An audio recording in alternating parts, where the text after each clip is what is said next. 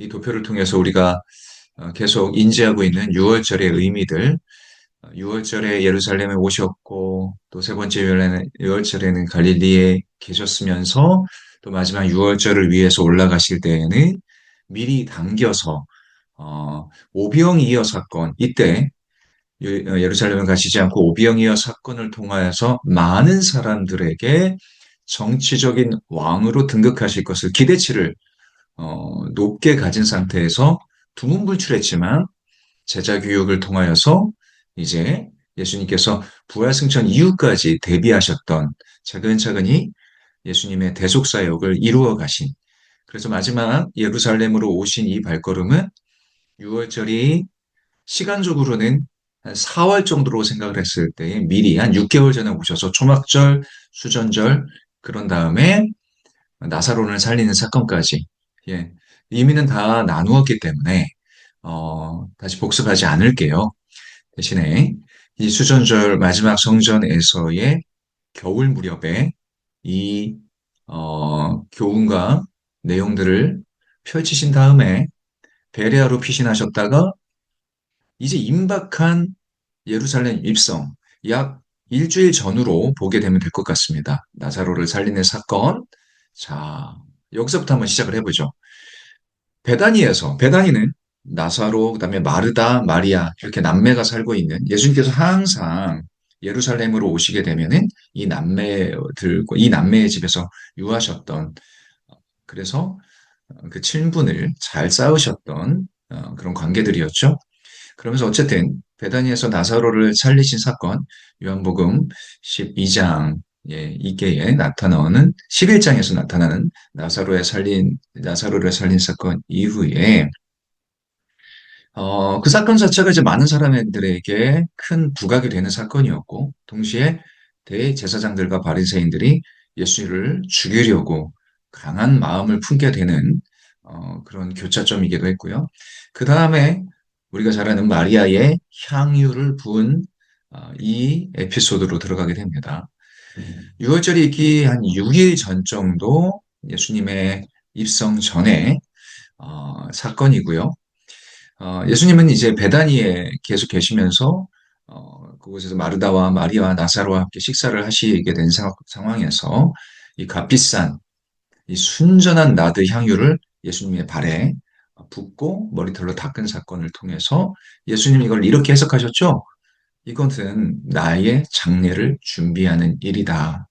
예. 자, 그런 다음에 사람들에게 예수님께서는 포괄적으로 관심의 대상이 되시게 됩니다. 물론 그 이전부터 말씀드렸듯이 요 오병이어 사건이 있었고 또 예수님이 또 이렇게 성전에도 나타나시고 예루살렘에 등장하시고 근데 여러 가지 경황 안에서 부각의 지점들이 있었었는데 특히나 이 나사로 사건 이후에 제가 요한복음 12장 9절에서 11절을 요 내용들을 좀 읽을 필요가 있는데요. 유대인들의 큰 무리가 예수께서 여기 계신 줄을 알고 오니 이는 예수만 보기 위함이 아니요 죽은 자 가운데서 살리신 나사로도 보려 함이로라. 대제사장들이 나사로까지 죽이려고 모이하니 나사로 때문에 많은 유대인이 가서 예수를 믿음이로라. 자, 나사로를 살린 사건으로 인해서 이 얼마나 큰 죽은 사람이 명백하게 죽은 사람이 살아나는 이런 기적을 통해서 나사로를 보기 위해서라도 사람들이 몰려들었고 그 원인이 그 살린 사람이 예수라는 이야기를 듣고 많은 사람들이 관심을 얻게 되고 또 이 사건 때문에 이제 종교 지도자들이 예수를 죽이려고 본격적으로 이 논의를 결론 짓습니다. 그런 다음에 이번 명절에는 하지 말자. 이게 무슨 말인가? 네, 이번 명절에는 하지 말자. 그 당시에 대제사장인 이 가야바의 사무실에 대제사장들과 백성들의 장로들의 회의가 열려졌습니다. 한번 볼게요. 마태복음 26장 3절에서 5절까지 그때에 대제사장들과 백성의 장로들이 가야바라 하는 대제사장의 관정에 모여 예수를 흉계로 잡아 죽이려고 의논하되 말하기를 밀란이 날까 하노니 명절에는 하지 말자 하더라. 이게 무슨 말인가요? 여기서의 명절은 당연히 유월절 명절, 유월절 명절에 말씀드렸듯이 가장 큰 유대인의 명절에 사람들이 수십만 명이 이곳에 오게 될 텐데 민심이 이미 많이 기울여졌죠. 예수님을 선지자인 동시에 메시아로 열광하는 상황 속에서 여기서 이제 함부로 이 종교 지도자들이 움직였다가는 밀란, 큰 소동이 날 거다. 마가복음 14장 2절에서는 이렇게 표현되어 있습니다. 명절에는 하지 말자 민중 중에 소동이 날까 한다. 예, 이런 상황이었습니다. 네, 숫자적으로도 그렇고 오병이어 기적 이후에 예수님에 대한 기대치가 커진 상황에서 나사로 사건까지 이 종교 지도자들 입장에서는 불리한 상황까지 몰아지게 된 거죠. 예수의 인기와 지지도가 최고조에 달했던 시기였습니다. 자칫 예수님을 체포했다가는 폭동이 일어날 수도 있는 상황. 그러니 이번 명절에는 하지 말자. 좀 미뤄두자. 근데 어떻게 됩니까? 사실은 예수님이 그 명절에 잡히시잖아요. 그 명절에 희생 제물이 되셔서 대속사역을 완성하지 않습니까? 하나님의 섭리죠. 하나님의 섭리로 그 유월절 기간에 예수님이 잡히시고 십자가에 달리십니다. 자, 그렇다면요, 이제 본격적으로요, 예수님의 공생의 마지막 일주일로 한번 진입해 보겠습니다. 예수님의 공생의 마지막 일주일, 그 첫 번째, 드디어 예루살렘으로 입성하시는 일요일, 첫날입니다. 예루살렘에 입성하시면서 이 장면에서도 보듯이 어떻게 입성하십니까? 나귀를 타고 요한복음 12장 13절에 보니 종려나무 가지를 가지고 맞으러 나가 외치되 호산나 찬송하리로다 주의 이름으로 오시는 이 곧 이스라엘의 왕이시여 하더라. 예, 나귀를 타고 예루살렘 성에 입성하신 거 우리가 잘 알고 계시죠? 예, 뭐 참고로 왜 나귀를 타고 오셨을까? 예수님은 스가랴서 9장 9절의 예언의 성취이기도 합니다. 예, 거기에 보면은 시온에 따라 크게 기뻐할지어다 보라 내 왕이 임하시나니 그는 공의로우시며 중간 생략하고요. 낙이 곧 낙이 새끼의 등을 타고 오셨도다. 정확한 이 지점을 예언합니다. 말을 타고 오시지 않았습니다. 말은 왕이나 뭐 장군들의 권위와 위엄을 상징한다고 한다면 나귀는 그 민중들의 당시 이제 백성들의 친숙한 동물이죠. 예수님께서 이제 권위와 권력의 힘으로 군사적인 왕이 되신다는 것이 아니라 평화의 왕으로 이 땅에 오셨음을 그리고 그 일을 하러 진격해 들어가심을 이 나귀 새끼의 등을 타고 오시면서 대변해 주십니다. 종려나무도 어떤 상징이 있는 거죠. 왜 종려나무를 들었을까? 당시의 유대 문화 안에서 종려나무 자체가 어, 예수님을 환영하는 그들에게 있어서는 종려나무가 승리와 또 그들의 번영을 상징하는 하나의 상징물이었다라는 것. 그래서 어쨌든 이렇게 일요일은 예수님께서 예루살렘 성에서 모든 사람들의 환영을 받으시면서 들어오시게 되는 장면입니다. 자, 우리 그럼 이제 월요일로 가보죠. 공생의 마지막 일주일 중에 월요일입니다. 월요일에 드디어 본격적인 예수님의 마지막 일주일의 사역이 들어가게 되는데요. 자, 마태복음 21장에서 보면은 이른 아침에 성으로 들어오실 때에 시장하신지라. 그래서 이른 아침, 월요일 아침이에요. 마가복음에서는 이튿날이라고 되어져 있습니다. 네, 이튿날 그들이 베다니에서 나왔을 때 예수께서 시장하신지라 이렇게 표현되어져 있습니다. 예수님께서 숙소는 베단이었다라는 것을 알 수 있겠죠. 그러니까 그 숙소에서 나와서 예루살렘에 들어가셔서 이른 아침에 성으로 들어오셨는데 배가 고프셨다는 겁니다. 그래서 이제 마가복음에서 볼게요. 마가복음에서 내용을 그대로 한번 읽어볼게요.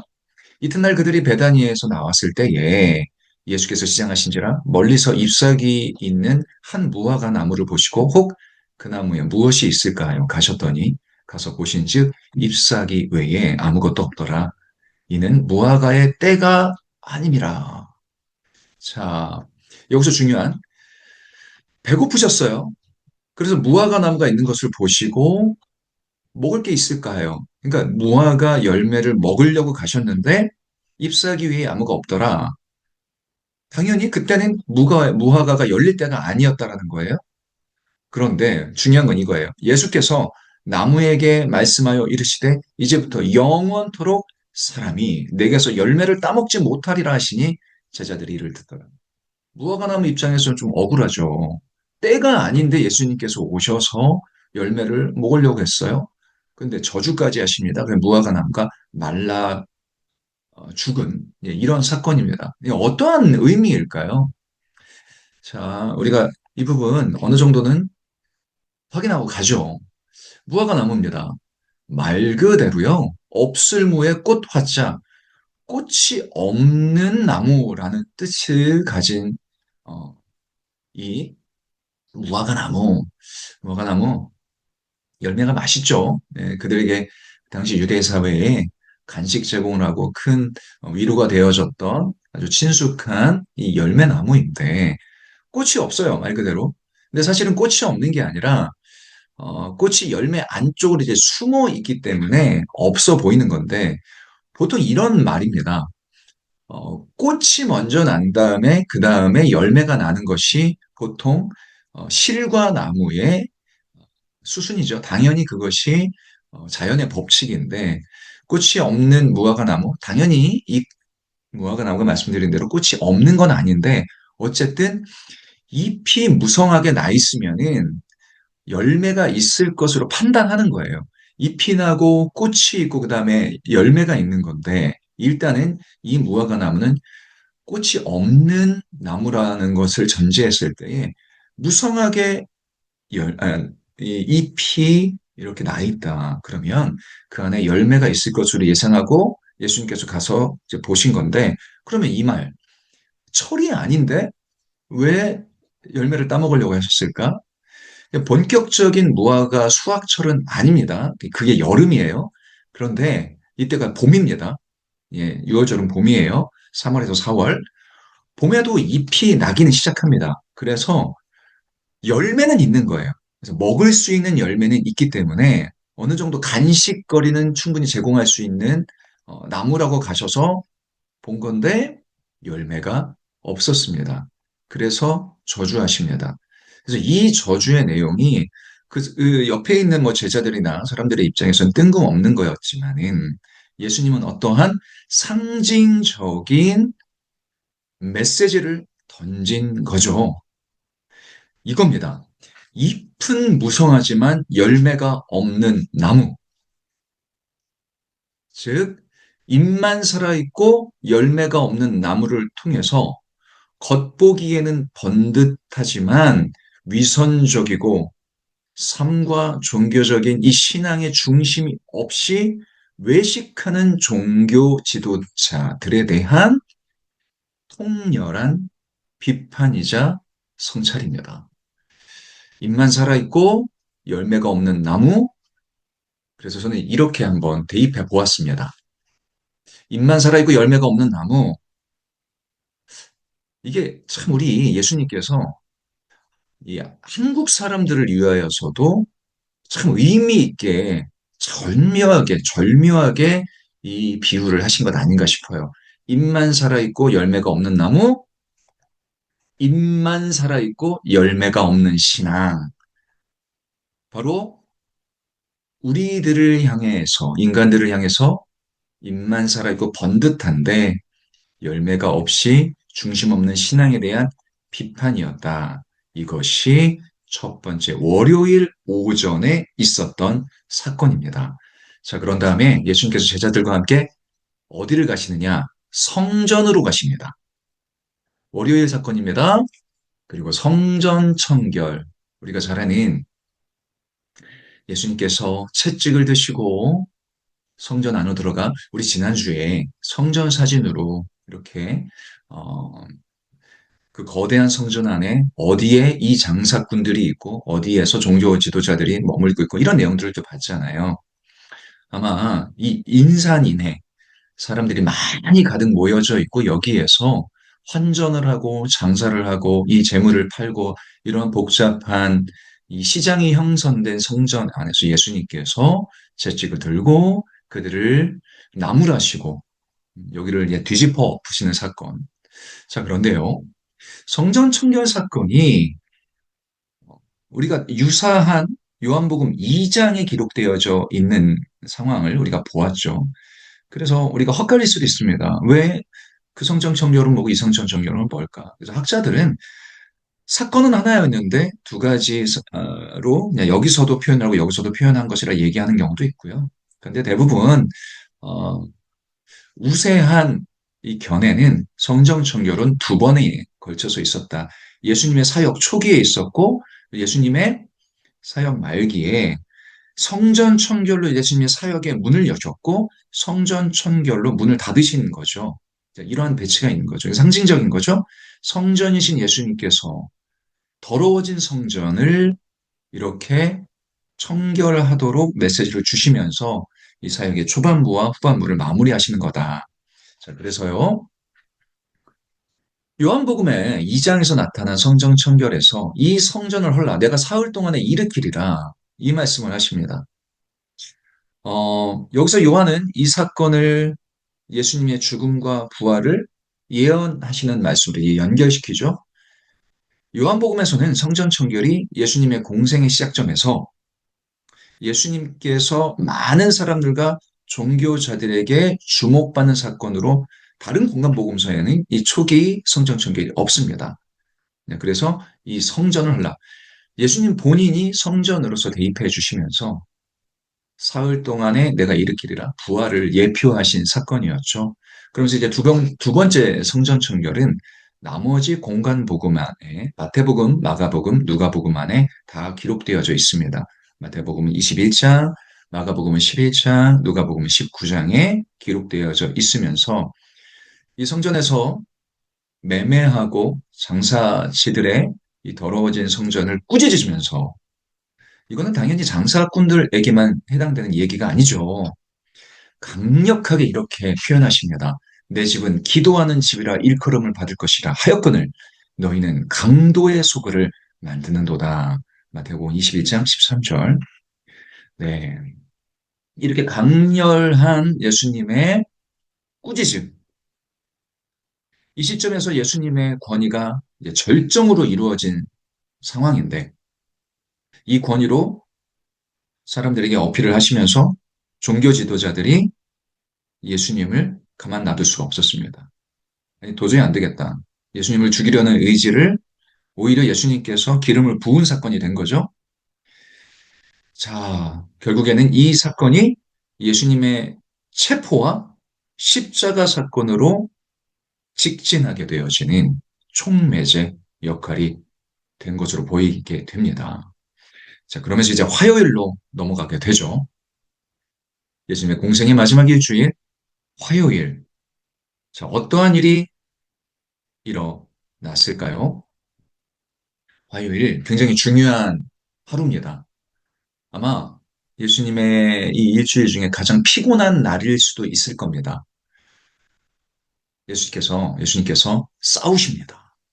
예수님께서 격렬하게 어떠한 사람들과 격돌하시게 됩니다. 바로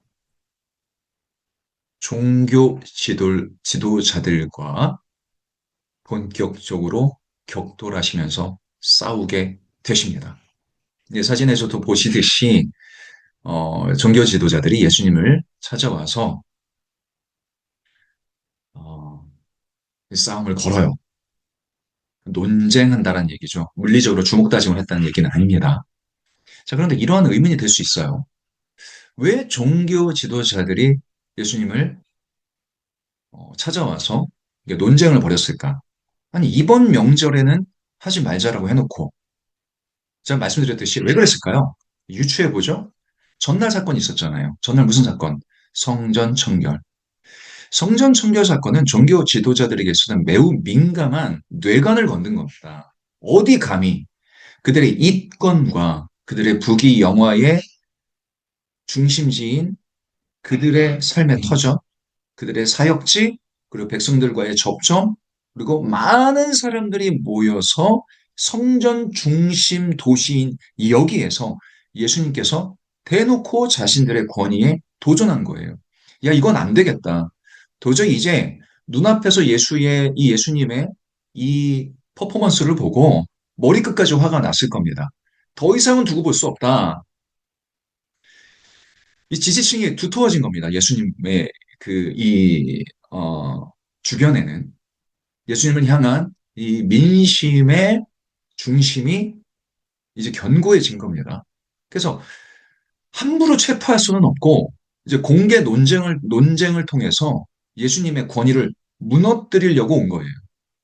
그래서 매우 공격적이면서 깊이 있는 질문을 던집니다. 예수님을 곤경에 빠뜨리고 조금이라도 빌미가 잡히면은 잡아갈 수 있도록 준비를 단단히 하고 예수님 앞에 그들이 나타났습니다. 자, 그러면은요, 어떠한 종교 지도자들이 어떠한 말로 예수님을 도전했는가 아주 흥미진진한 장면들입니다. 먼저 1번 타자 대제사장이 와서 싸움을 겁니다. 대제사장과 서기관 그리고 장로들이 온 거예요. 마태복음 21장 23절 이하에 잘 나타나 있는데 이렇게 질문을 던집니다.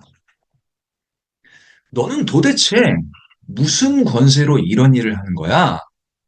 참고로 제가 이렇게 그림과 이런 그 내용들은 제가 예전에 이 프로그램을 초창기에 만들었을 때, 어, 우리 아동부용 교재로 만들었던 그 내용들입니다. 참고로 혹시나 조금 질문이나 내용들이 약간 좀 이렇게 어린이들을 향한 내용들일 수 있으니 좀 참고해 주세요. 재편집은 했지만. 자, 아무튼 대제사장이 와서 도대체 너는 무슨 권세로 너한테 어떤 권세의 출처가 있기에 이러한 일들을 하고 있느냐 공격적으로 질문합니다. 왜 이런 질문을 했을까요? 만약에요. 예수님께서 대답을 아니 하나님께로부터 왔어. 하늘로부터 온 권세야라고 말하면 신성모독이 되는 거죠. 근데 이건 그냥 내가 그냥 나한테 이런 능력이 있고 나한테로부터 온 권세야. 또 이렇게 얘기를 하면은 스스로 메시아라고 얘기를 하시고 다니셨잖아요. 그러니까 내가 사람한테서 온 권위다. 나는 그냥 내가 이렇게 있는 힘과 능력으로 하는 것이다라고 얘기하면은 메시아로서의 정체성이 없어지는 거예요. 그러니까 이제 사람들한테서의 권위를 잃게 되는 거니까 어느 곳으로 대답하든 덫에 걸리는 겁니다. 그래서 이렇게 이 질문들이 단순한 질문이 아니에요. 매우 연구해서 온 질문입니다. 예수님께서 대답하십니다. 어떻게 대답하십니까? 야, 그러면 나도 당신들한테 물어보자. 요한의 권세가 하늘로부터 온 거냐, 땅에서부터 온 거냐? 너희들의 생각은 어떠냐? 세례 요한입니다. 세례 요한은요, 예수님 전에 가장 민심의 지지를 받던 선지자였습니다. 구약의 마지막 선지자죠. 구약의 마지막 선지자는 말라기가 아닙니다. 세례 요한입니다. 자, 요한의 권세가 하늘로부터 왔냐, 땅에서부터 온 것이냐? 너희들이 또 한번 대답해보라. 역질문을 하셨을 때 아무 말도 못합니다. 왜일까요? 정답은 마태복음 21장 26절에서 27절에 있다. 예. 자, 이 질문을 던지신 이유가 있어요. 역시나. 만약에 그들이 요한의 권세는 하늘로부터 온 거야 라고 하면 예수님께서 이렇게 또 반문하실 수 있잖아요. 그러면 왜 요한을 믿지 않아? 당신들 요한을 거부했잖아. 그리고 결국엔 요한이 죽었지 않습니까? 이렇게 물어보시기 뻔하고 만약에 하늘로부터다라고 얘기하게 되면은 그들이 얘기하는 요한에 대한 정체성이 예수님과 연결되어져서 이게 하늘로부터 온 거라고 함부로 얘기할 수도 없는 거가 되는 거고 사람으로부터 온 권세다. 똑같은 거죠? 예수님과의 이 질문에 대한 답과 똑같이 연결되어져서 많은 사람들이 세례 요한을 선지자로 믿고 있었었는데 아니, 그렇게 되면 사람으로부터 온 거다라면은 백성들한테는 불신의 빌미가 되는 거예요. 그러니까 결국에는 우리가 알지 못하노라 꼬리를 내립니다. 기가 막힙니다. 예수님도 결국에는 나도 무슨 권세로 이런 일을 하는지 너에게 얘기해 주지 않을 거야. 아, 이게 누가복음 20장 5절, 6절에서 아예 이 부분들은 어, 핵심을 잘 설명해 주고 있습니다. 그들이 서로 의논하여 이르되 만일 하늘로부터라 하면 어찌하여 그를 믿지 아니하느냐 할 것이요 만일 사람으로부터라 하면 백성이 요한을 선지자로 인정하니 그들이 다 우리를 돌로 칠 것이다. 그래서 대답하되 어디로부터인지 알지 못하노라 이렇게 얘기했다라는 거예요. 그게 바로 대제사장과의 싸움에서의 결론입니다. 네, 이렇게 곤란한 질문을 했지만 1번 타자는 무참히 패배하고 다음 2번 타자 등장합니다.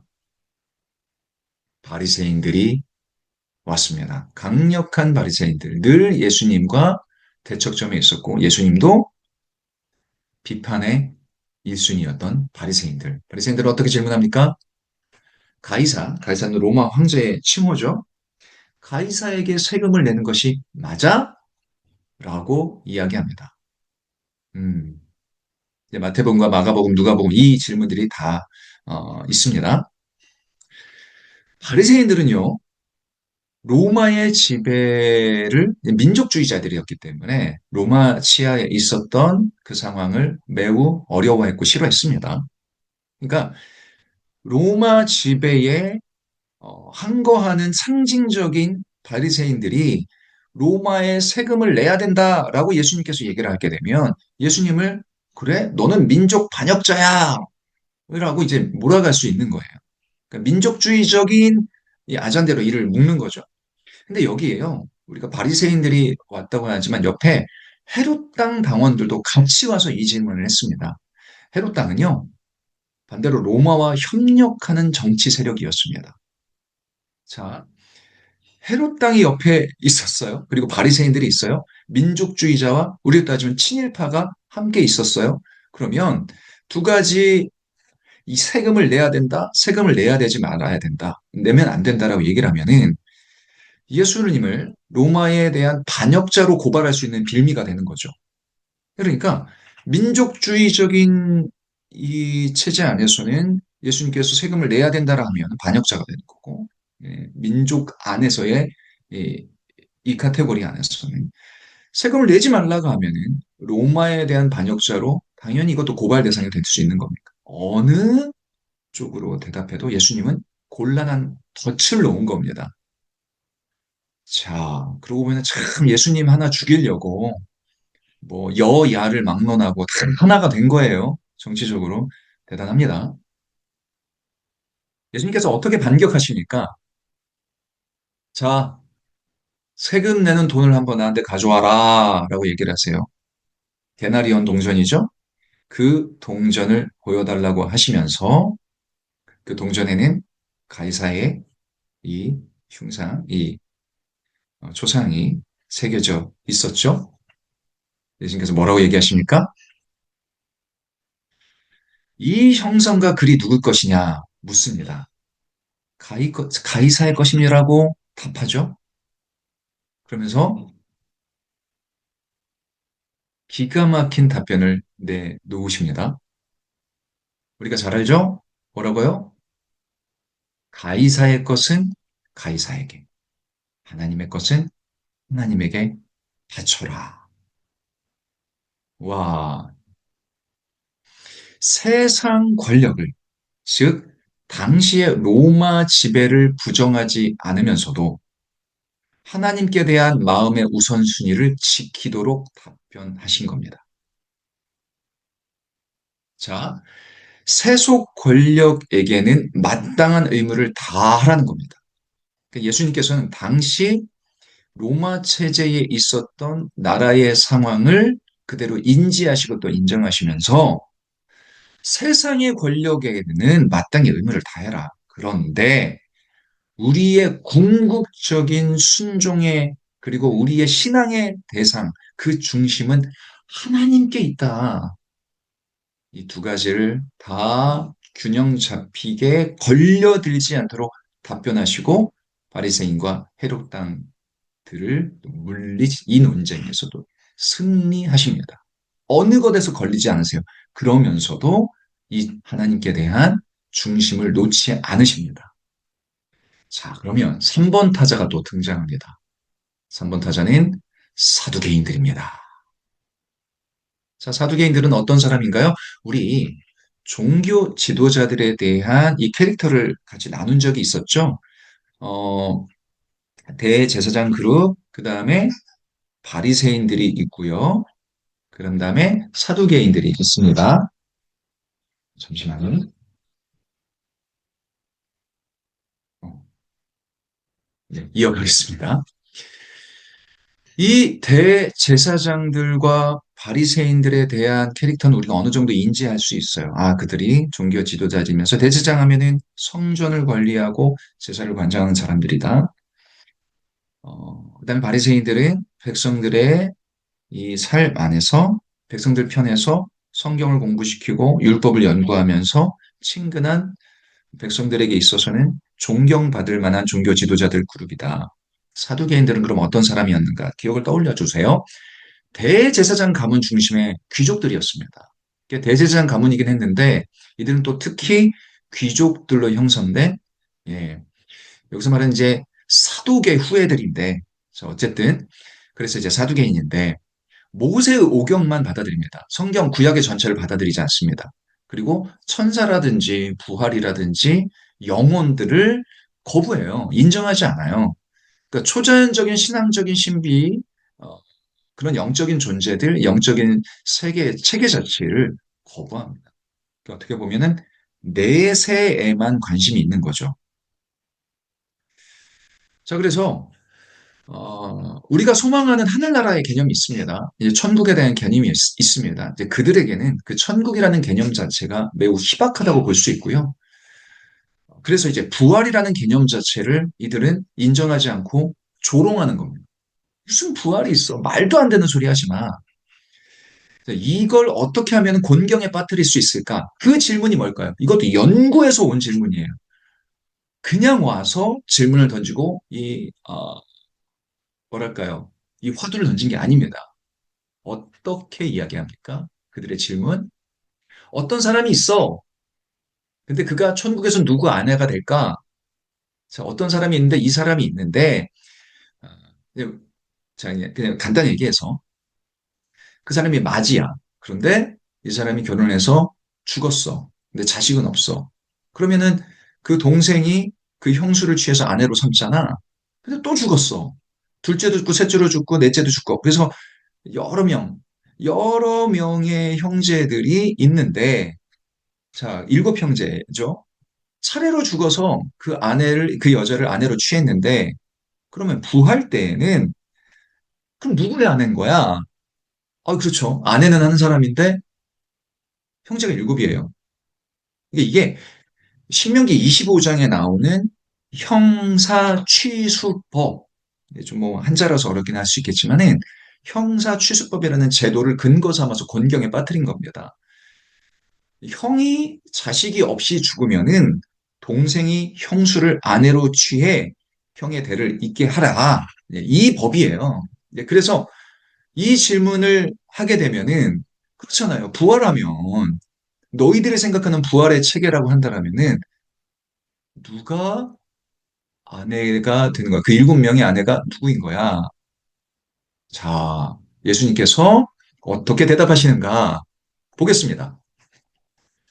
아주 그냥 간단 명료하게. 천국에서는 장가도 안 가고 시집도 안 간다라고 얘기하는 거예요. 예, 일단은 마태복음 22장에 이 내용들이 나오는 걸 보면은 예수님께서 이렇게 전제하세요. 너희가 성경도 모르고 하나님의 능력도 모르는 것. 그러니까 무슨 말이냐? 부활 이후의 삶은 완전히 새로운 차원의 세계로 들어간다라는 겁니다. 부활 때에는요, 가족제도 자체가 개편됩니다. 네, 무슨 말인가?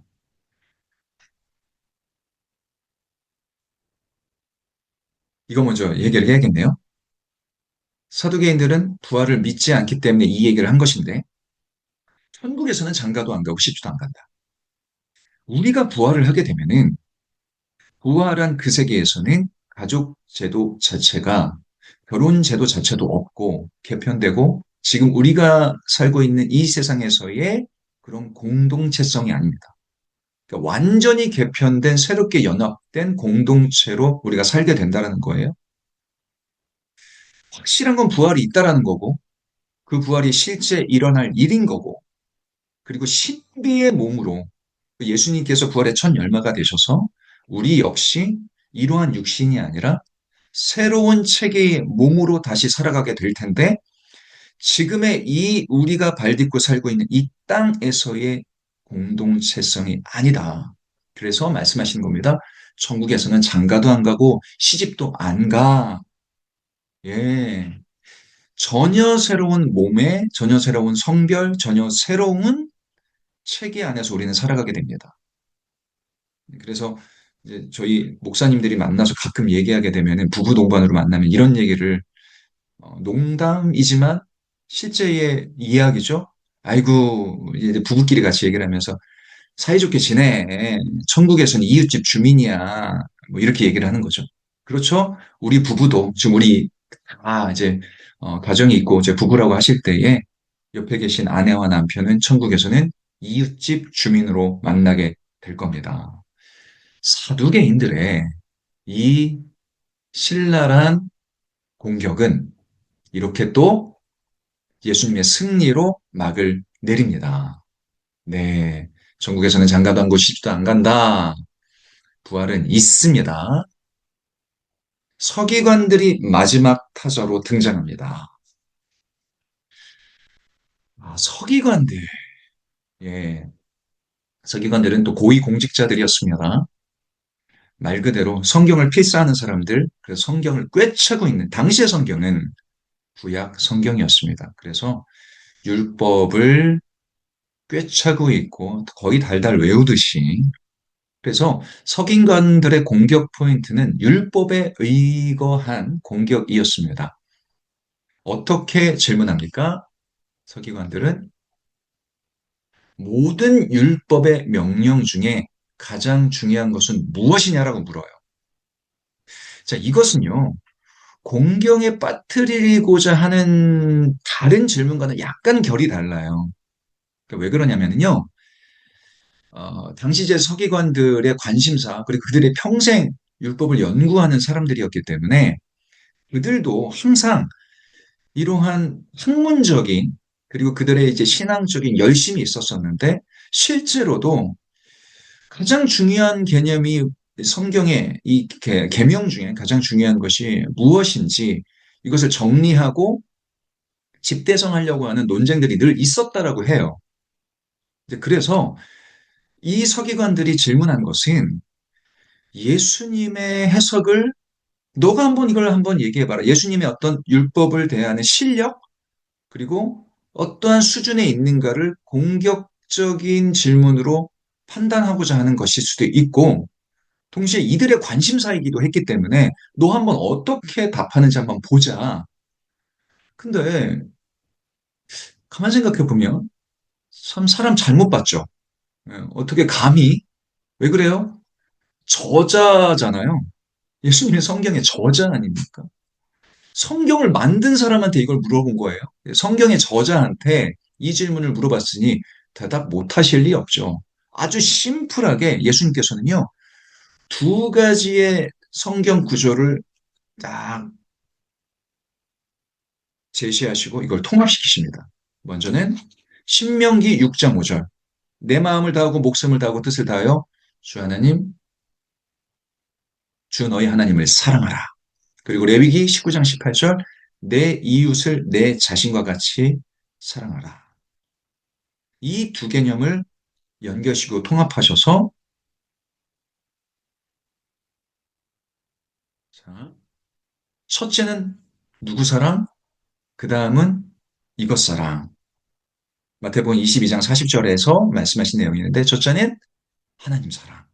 그 다음은 이웃사랑이야. 이 두 계명이 온 율법과 선지자의 강령이다. 이게 무슨 말이에요? 이걸 이 신명기와 레위기의 말씀을 쫙 기가 막히게 통합시키시면서 모든 율법과 선지자의 가르침이 이 두 가지 사랑의 계명 안에서 요약된다라고 한마디로 압축하신 겁니다. 기가 막힌 답변을 또 하십니다. 서기관과 바리새인들, 이 성경에 정통했다고 하는 이들은요, 율법의 아주 작은 조항에 집착하면서 조금이라도 잘못되면 그걸 빌미삼아로 비판하고 판단하고 종교법으로 예단하고 모세율법에 토라라고 하는 모세율법이 무려 613개였다고 합니다. 613개나 되는 아주 조밀하고 세세한 이 조항을 아주 그냥 항상 법조문을 들고 다니면서 또 외우면서 잘난 체 하면서 외식으로 판단하고 백성들을 다스리는 근거로 삼았고 본인들의 영달을 위해서 본인들의 권력과 본인들의 안일한 영적인 우위를 지정하기 위한 수단으로 사용했던 거죠. 예수님이 그거를 꿰뚫어 보신 겁니다.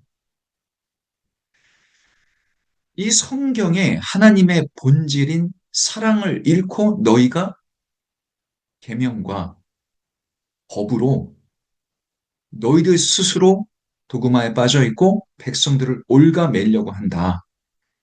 이것을 통렬하게 비판하시면서 이 사랑의 정체성을 성경 안에서 이 핵심을 드러내신 겁니다. 형식적이고 외식적이고 권위에 집착한 종교인들에 대한 치부를 드러내신 겁니다. 이렇게 명료하고도 명쾌한 답변으로 1번 타자 대제사장, 2번 타자 바리새인, 3번 타자 사두개인, 4번 타자 서기관들을 다 제압하십니다. 그래서 이들이 예수님을 잡아갈 빌미 잡지를 못해요. 자, 이렇게 오늘 이제 여기까지만 하면 좋을 것 같은데 어, 마지막으로 이렇게 한번 결론을 내리고 좀 이제 묵상을 해보고 마무리할까 합니다. 마지막에요. 우리 서기관과의 대화에서 좀 은혜가 되는 지점이 있습니다. 이 율법과 이 토라에 대한 예수님을 향한 질문들. 그래서 하나님은 첫 번째는 하나님 사랑이요. 그 다음은 이웃 사랑이라고 하는 이 하나님의 사랑의 정체성을 얘기하고 설명, 그러니까 간단하게 얘기하시지 않았을 거예요. 거기에 어떠한 설명을 예수님께서 덧붙이셨겠죠. 그때에 질문을 하러 온 서기관의 답변이 마가복음 12장 32절에 이렇게 나옵니다. 서기관이 이르되 선생님이여 옳소이다. 하나님은 한 분이시요 그 외에 다른 이가 없다 하신 말씀이 참입니다. 와, 제가 은혜가 됐던 이유는 어, 공간복음 전체를 보더라도 예수님의 말씀을 인정하고 긍정했던 사람이 있었나? 종교 지도자들 중에서 말씀드리는 거예요. 예수님께서 이런 말씀을 하시고 그들에게 되묻고 또 설명하시고 진리를 알려주십니다. 그들은요, 진리를 진리라고 받아들일 수 없는 사람들이었습니다. 이건 말 그대로 논쟁입니다. 논쟁이라는 게 그렇습니다. 정치인들도 이제 논쟁을 하는 걸 보면은 상대방이 옳은 말을 하더라도 내 편이 여야 이렇게 뭐 신랄한 이 싸움을 하지 않습니까? 논쟁이란 게 그렇습니다. 상대방이 아무리 옳은 말을 하더라도 나는 인정할 수 없습니다. 왜? 내 편이 무조건 옳아야 된다라는 전제를 갖고 있기 때문이죠. 수긍하기 위해서 논쟁하는 것이 아니라 나의 옳음과 내가 가지고 있는 기득, 이 기반을 당연히 수호해야 되기 때문에 논쟁은 존재합니다. 그 상대방의 말이 옳지 않으면 내가 이기는 거고, 옳아도 내가 질 수 없는 게 논쟁입니다. 그래서 더군다나 예수님과의 이 논쟁, 계속 공생의 기간 동안 예를 들어서 사두개인들과 부활 논쟁이 계속 있었고, 바리새인들과의 이 율법적인 안식일에 병을 고치면 되느냐 안 되느냐. 근데 예수님께서 설명을 하십니다. 그 설명이 궁색한 설명도 아니셨습니다. 진리였고 명쾌했고 생명을 가진 말씀이셨습니다. 누구 하나 거기에 수긍합니까? 수긍할 수가 없죠. 오히려 바리바리 떨면서 어떻게 저를 죽일까? 안식일에 사람을 살리시는 것조차 예수님께서는 설명을 잘 해주셔요. 구약의 인용도 하시고 또 사람의 생명을 살리는 게 더 중요하지 않느냐. 율법에 얽매이지 말고 이렇게 하는 것이 맞다라고 했을 때에 그들은 율법 자체에 얽매이고 율법이 옳아서이기도 하겠죠. 그들의 신념이니까. 그런데 예수님이 우리의 기득권을 침범하는 이단이라는 전제 아래 예수님을 인정할 수 없었어요. 그래서 제가 굳이 이 부분을 보면서 와, 이 사람은 뭐지? 예수님을 인정하네? 선생님이 옳소이다? 옳다라고 얘기하는 사람 누가 있었어요? 물론 한 사람 있습니다. 종교 지도자들 중에 거의 유일하게 기록상입니다. 기록상에 유일하게 다른 어떤 사람이 있었는지는 또 모르겠지만 기억하세요? 니고데모는 예수님을 인정했습니다. 끝까지 예수님의 장사까지 책임졌던 사람입니다. 니고데모 기억하시죠? 요한복음 3장에서 고위 공직자였고 바리새인이었고 예수님을 인정할 수 없는 위치에 있는 사람이 예수님의 말씀과 진리에 귀 기울이고 처음에는 의문이었지만 그게 확신이 되고 나중에는 예수님을 구주로 받아들이는 위치까지 갔던 정말 선한 종교 지도자였습니다. 근데 그 사람 외에 이른 모를 무명의 서기관이 이렇게 예수님을 인정합니다. 예수님께서도 이것을 받으시고 뭐라고 답변하시는가? 예수께서 이제 34장입니다. 34절. 그가 지혜 있게 대답함을 보시고 이르시되 네가 하나님의 나라에서 멀지 않도다 하시니 그 후에 감히 묻는 자가 없더라. 예. 이렇게 대답하시고 그를 어떻게 보면 인정하셨어요. 그 이후로 감히 묻는 자가 없더라. 종교 지도자들이 와서 이제 예수님 앞에 그 권위에, 이 권세, 말의 권세에 이제 더 이상 공격력을 잃은 겁니다. 자, 그럼 이 대답, 그 인정하는 서기관에게 너가 참 지혜 있게 대답했다. 그러면서 네가 하나님의 나라에 멀지 않도다라고 얘기하세요. 아, 이 부분이 의미 있어요. 하나님의 나라에 멀지 않다. 예수님께서 십자가상에서 돌아가시면서 옆에 있던 강도는 네가 나와 함께 하늘나라에 있다라고까지 얘기하셨는데 이 사람은 인정은 했는데 하늘나라에 멀지 않다. 근접은 했는데 아직 하늘나라에 있다고는 하지 않으세요. 의미 있죠. 자, 어떤 의미일까요? 네가 하늘나라에 멀지 않아. 그런데 이미 들어와 있지는 않아. 너의 생각과 사고와 인식 체계는 지금 올바르게 진리를 인정하는 듯 하나 아직은 믿음의 결단까지 오지는 않았어. 이렇게 여지를 남겨두신 거죠. 자, 저는 그렇게 생각합니다. 살면서요, 내가 일구어 놓고 내가 구축해 놓은 많은 것들이 있습니다. 혹은 아직 내가 이루어야 될 많은 것들이 있습니다. 그런데 복음 앞에, 하나님 나라의 가치 앞에서 과연 이 모든 것을 뒤로 하고 복음의 가치, 하늘나라의 가치를 맨 앞에 둘 수 있을까?